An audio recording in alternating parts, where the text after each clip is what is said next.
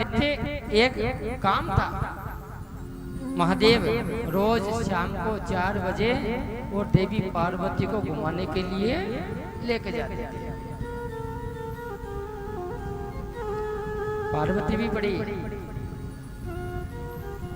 पार्वती उनके साथ रोज नित्य घूमने जाया करते थे।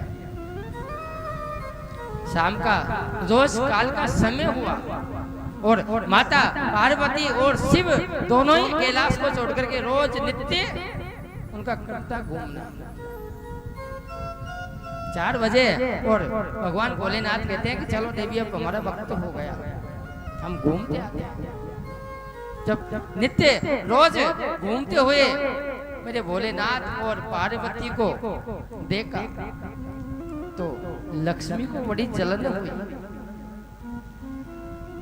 और होती क्यों नहीं, सही बात तो यही है कि घर में यदि 2 भाई हैं, देवरानी और जेठानी, और देवर यदि उसको घुमाने लेकर जा रहा है रोज, तो जेठानी कहेगी तुम भी तो चलो, तुम्हारे कुछ काम धाम नहीं किया, रोज भैया जी तो जाते हैं घूमने, आप यहीं पड़े रहते हो। वो कहता है कि इतना वक्त नहीं है मेरे पास, हो या ना हो आप वक्त निकालो। आपस में जलनता होती है। रोज नित्य क्रम था। माता पार्वती और शिव प्रदोष काल का समय हुआ, संध्या का समय हुआ और घूमने जाना।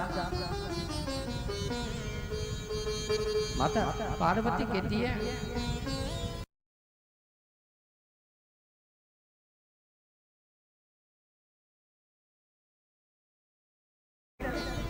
हम भी घूमने चलेंगे।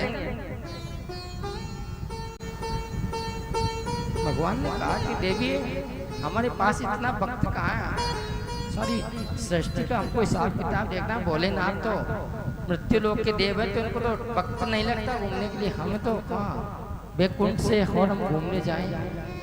देवी आप ही घूम लो। नहीं कि प्रभु आपको साथ चलना पड़ेगा। अब भगवान ने कहा कि चलो कोई बात नहीं। आज भगवान ने कहा कि चलो लक्ष्मी हम घूम के आते हैं। तो लक्ष्मी से जब घूमने के लिए कहा तो लक्ष्मी ने कहा कि प्रभु रुक जाओ, कोई चोर चोरी करने ले तो अष्ट बैकुंठ के जो दरवाजे हैं उनके ताले लगाने लगी। अब ताले लगाते लगाते इतने लगाए कि जब संध्या काल पूर्ण हुआ, रात्रि का समय हुआ, कहा कि देवी अब कहाँ जाओगे, अब तो प्रदोष काल ही खत्म हुआ, अब तो हम कल चलेंगे। नित्य 2-3 दिन ऐसे ही निकल गए, लेकिन लक्ष्मी घूमने के लिए नहीं जा पाई। पार्वती जैसे अवस्था में ऐसे के वैसे उठते भोलेनाथ के साथ चल देती है। माता पार्वती कहती है कि प्रभु हमारे यहाँ तो बैकुंठ में झंझट है, ताले भी लगाने पड़ते हैं, ये सारा काम करना पड़ता है।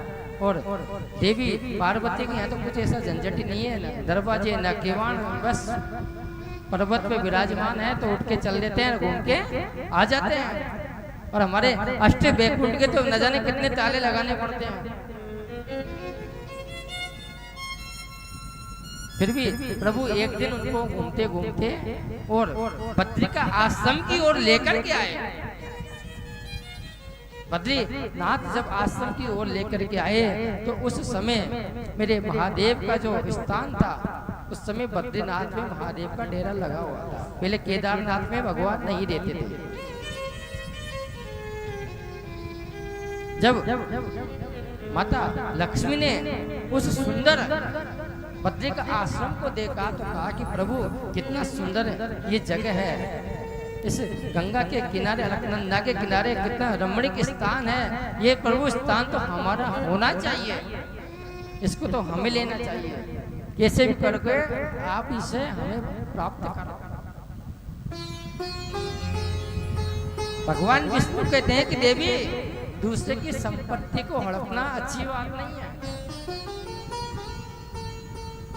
दूसरे की संपत्ति को हड़पना अच्छी बात नहीं है। बोले कि प्रभु होश हो, मुझे तो अब ये बद्री का आश्रम चाहिए, बद्री का आश्रम चाहिए।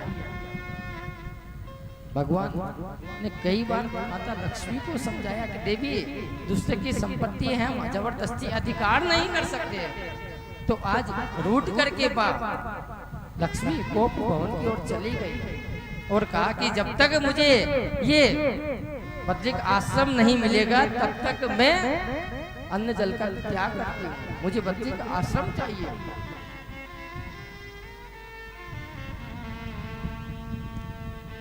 भगवान ने सोचा कि अन्न जल का त्याग कर दिया, कैसे इसको बद्रीनाथ धाम ला करके मैं दूं।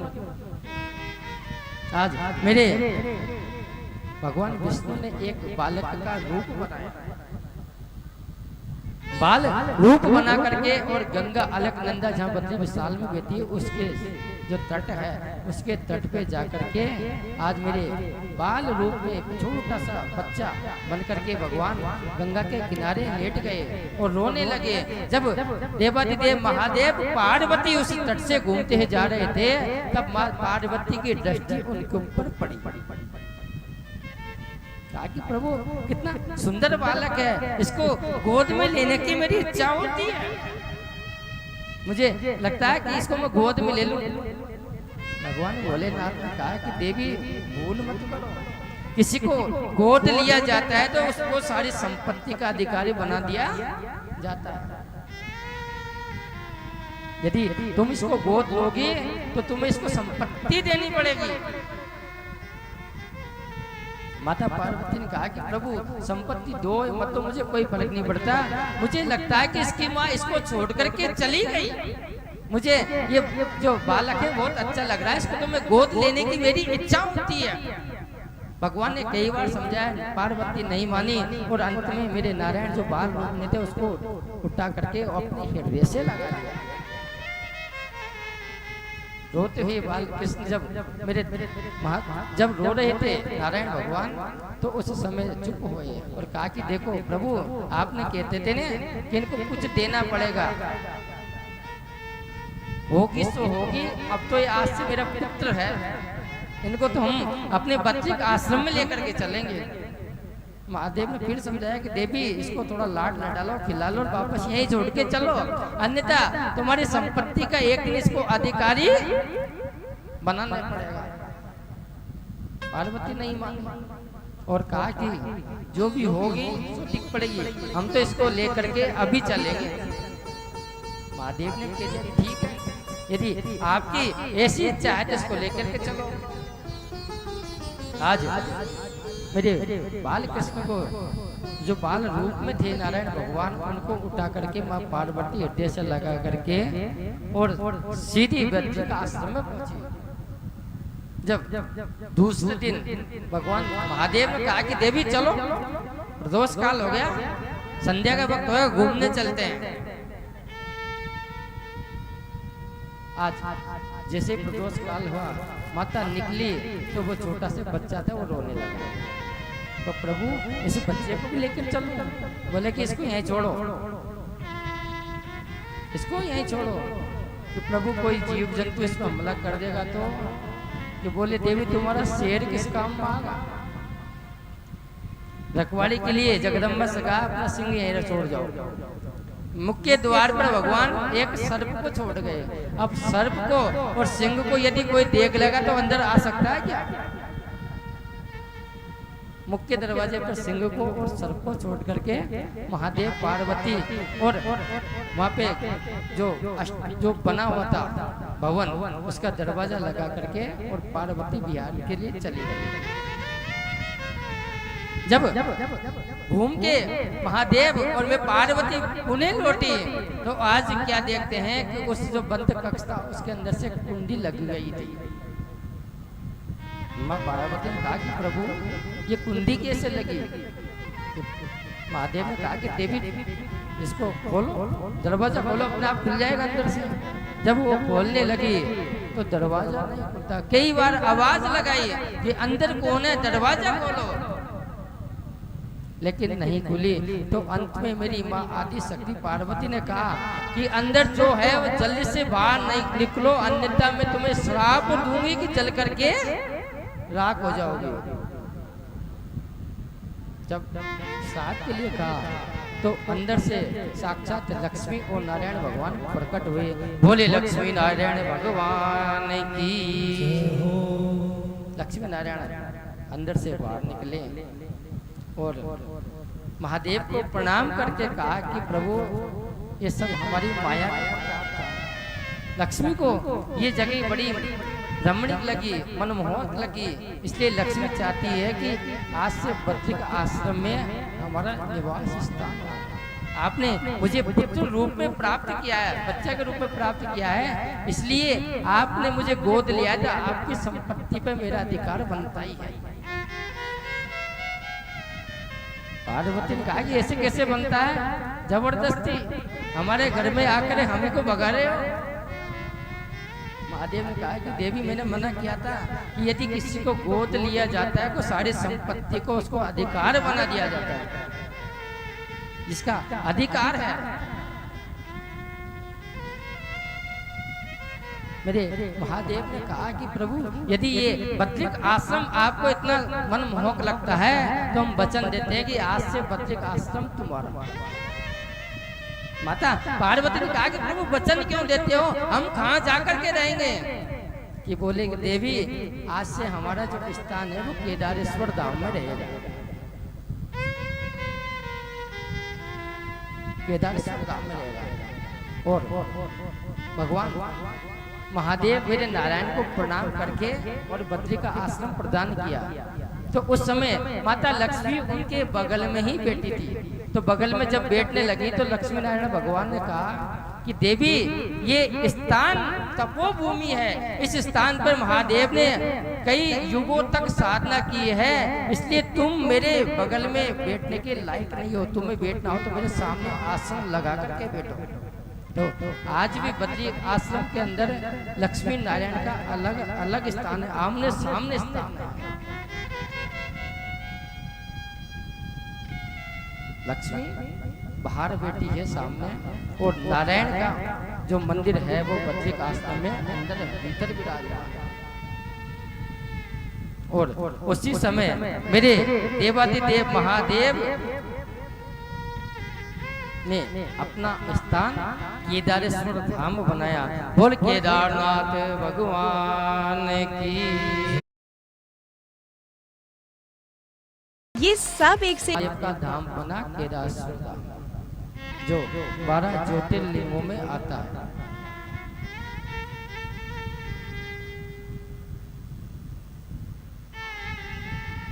वहां से केदारेश्वर धाम से रुक कर एक रूप में नारायण वैकुंठ में चले, और केदारेश्वर धाम से पहले भोलेनाथ एक रूप में कैलाश की ओर अग्रसित हो गए और कहा कि जितना प्रेम अपने कैलाश धाम से करता हूं उतना के उतना ही प्रेम में केदारेश्वर धाम से भी करता हूं। जो व्यक्ति मेरे भगवान भोलेनाथ ने कहा कि जो व्यक्ति कभी यदि बद्रीनाथ धाम में जाए और बद्रीनाथ धाम में चने की दाल का भोग लगता है, उस चने की दाल को लेकर के 4 परिक्रमा जो करता है, 4 परिक्रमा करके और ओम नमः शिवाय मंत्र का जाप करके और मेरे महादेव से जो मांग ले तो महादेव कहते हैं उसको मैं वर के रूप में उसको प्रदान कर देता हूं। आज भी बद्रीनाथ धाम में चने का भोग लगता है। और कह दिया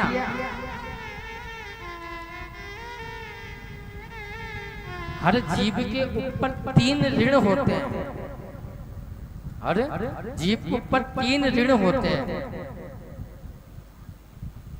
सबसे पहला होता ऋषि ऋण, दूसरा होता देव ऋण, और तीसरा होता हमारा पितृ ऋण। इन ऋणों से बचने के लिए हम 3 धाम में जाए तो तीनों के लिए हमें पिंडदान जरूर करना चाहिए, तर्पण जरूर करना चाहिए।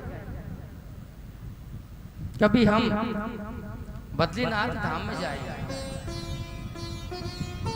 बद्रीनाथ धाम में जब जाए तो वहां पर एक नरसिंह शिला है।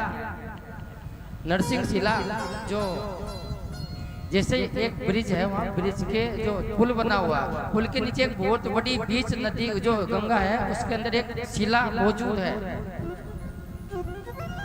उस शिला की भी शास्त्रों में चर्चा होती है कि जब भगवान ने नरसिंह अवतार लिया था हिरण्यकश्यप को मारने के लिए, तब हिरण्यकश्यप का मारा और मारने के बाद जब भगवान का क्रोध शांत नहीं हुआ, तो आज नरसिंह भगवान ने उस गंगा में जाकर के स्नान किया और उसी समय भगवान नारायण ने वरदान दिया कि जो भी व्यक्ति बद्रीनाथ आश्रम में आएगा और आकर के इस बद्रीनाथ में अपने जो 3 ऋण है, उन ऋणों में सबसे पहला ऋण आता देवताओं के लिए यदि हम वहां जाकर के तर्पण कर दें तो हमारी 75 पीढ़ी सहजता में तर जाती है।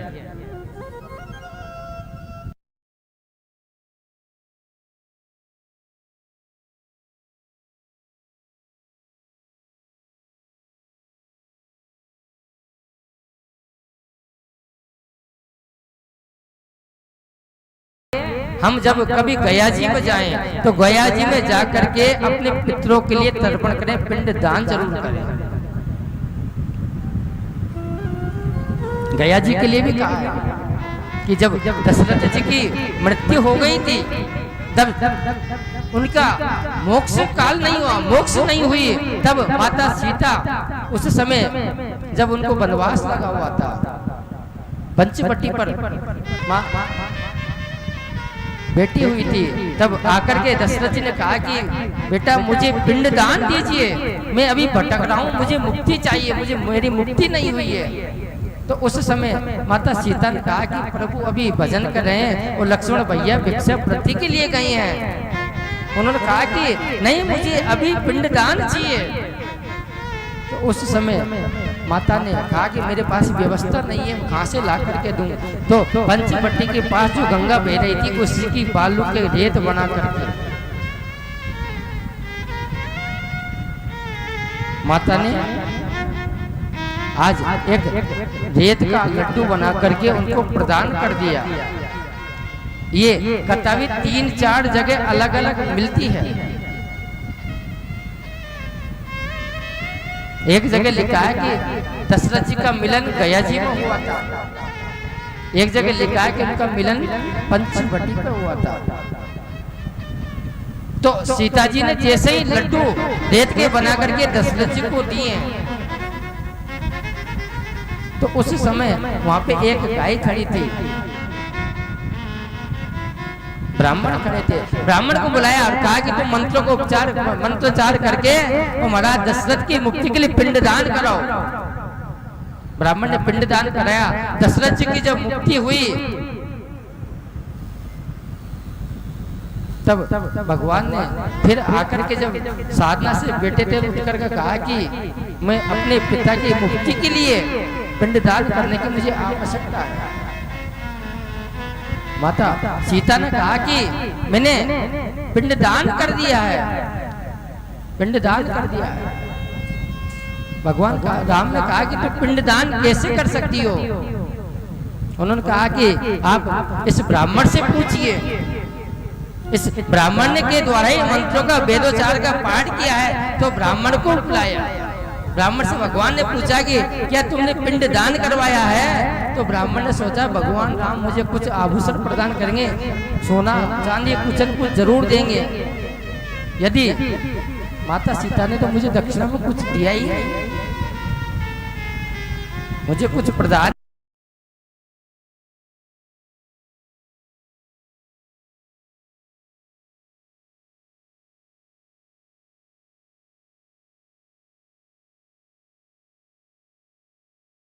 प्रभु सीता ने कोई पिंडदान,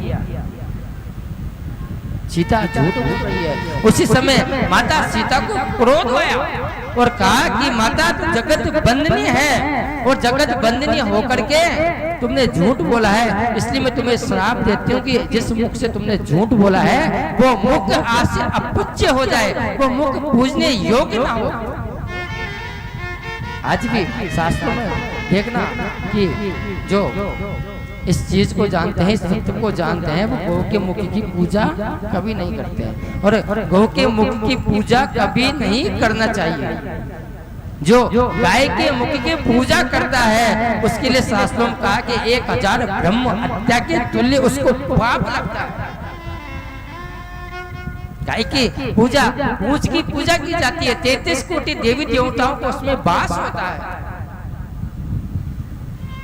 पूछ की पूजा करें, पूजा करके उसी पूछ से परिक्रमा स्टार्ट करें और पैर के नीचे होकर के वापस निकल जाए। गाय के मुख के सामने कभी नहीं जाना चाहिए। गाय को चारा चराओ, रोटी खिलाओ, अच्छी बात है, पानी पिलाओ, गौ पालन करो। 33 कोटि देवी देवता का उसके पास है, लेकिन उसका जो मुख है वो अपुच्य है। जिसने गाय के मुख की पूजा की है, जीवन पर्यंत यदि हमने व्रत अनुष्ठान भी किए हैं तो वो सारी साधना हमारी निष्फल जाती है। लिंग पुराण में स्पष्ट लिखा। इसलिए गाय की हम पूजा करें तो सिर्फ पूंछ की ही पूजा होती है। और शिव पार्वती का पूंछ के अंदर उसका वास होता है। ब्राह्मण को श्राप दिया।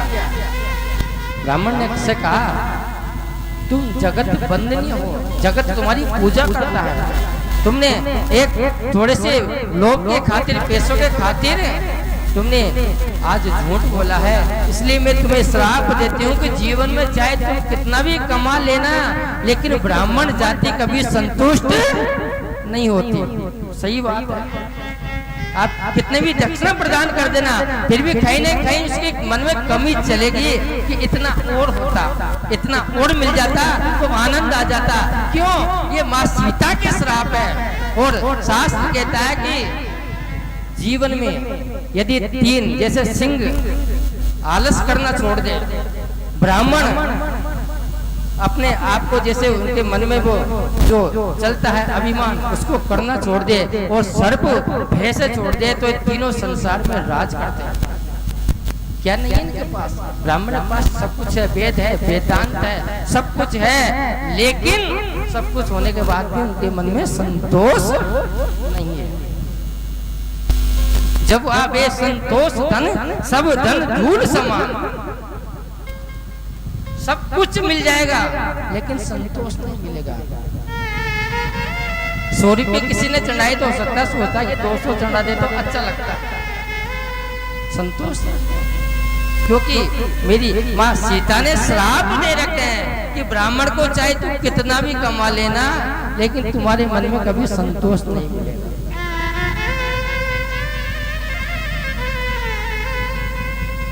आज जैसे ये 3 ऋण बताए हैं, इन 3 ऋणों में हम कभी बद्रीनाथ जाएं तो देवताओं के लिए हमको तर्पण करना चाहिए, और कभी यदि हम गया जी में जाएं तो अपने पितरों के लिए हमें तर्पण करना चाहिए।